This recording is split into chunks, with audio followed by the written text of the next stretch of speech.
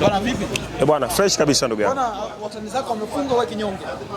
Mwenyewe nimeumia kwa sababu sikutarajia ya matokeo ambayo leo yametokea, kwa sababu goli mbili sikuamini. Kwa hiyo naweza tukasema kama wamejitahidi sana kufia Misri pale. Unajua ule uwanja ni mgumu sana.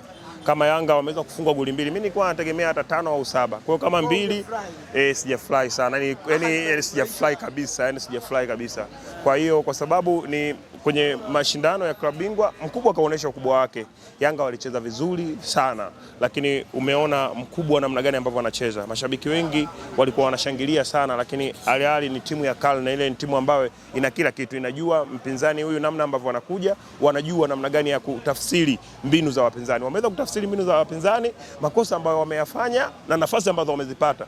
Hiyo ndio kitu ambacho kinaonyesha kwamba kwenye haya mashindano ya kimataifa nafasi ambayo utakayoipata yote inatakiwa uende ukaitumie. Umeona wao Al Ahly, Yanga wamepata nafasi nyingi, wamepiga on target nyingi, lakini Al Ahly on target zao ni 2 ambazo zimekuwa magoli na 1 ambayo ile Diarra aliwahi kwenda kusave kwa Trezeguet. Kwa hiyo haya mashindano ni namna gani ambavyo tunaonesha wakubwa wanatakiwa waende wakacheze kikubwa. Tunawapongeza Yanga kwa sehemu waliofikia pia.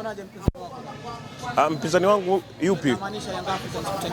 Mpinzani wangu ni timu nzuri kama nilivyokuambia mwanzo, timu nzuri kwenda pale ukafunga goli 2. Yanga ni timu nzuri sana. Kiwanjani imecheza vizuri kuanzia dakika ya kwanza, namna ambavyo imecheza mpaka dakika ya 45 ambavyo inaenda mwishoni, japokuwa goli yao jamaa wameipata mwishoni. Yanga ni timu nzuri na kila siku Yanga inaenda kuimarika. Angalia hata namna ya wachezaji ambao wamewasajili, wanaonekana ni wachezaji wazuri, wameingia moja kwa moja kwenye mfumo. Unajua shida sio kusajili mchezaji mzuri. Unaangalia mchezaji ambaye moja kwa moja ameingia kwenye fomu. Alani Okero ni mechi yake ya pili. Umemwangalia Depu si mechi yake ya pili pia. Angalia namna ambavyo moja kwa moja wameingia kwenye kosi. Wamecheza Damalo Kamara pia wamecheza vizuri sana. Nawapongeza sana kwa hichi ambacho wamekipata leo. Tunasema Mkubwa kaonesha ukubwa wake, mdogo kaendelea kuonesha udogo wake. Asante.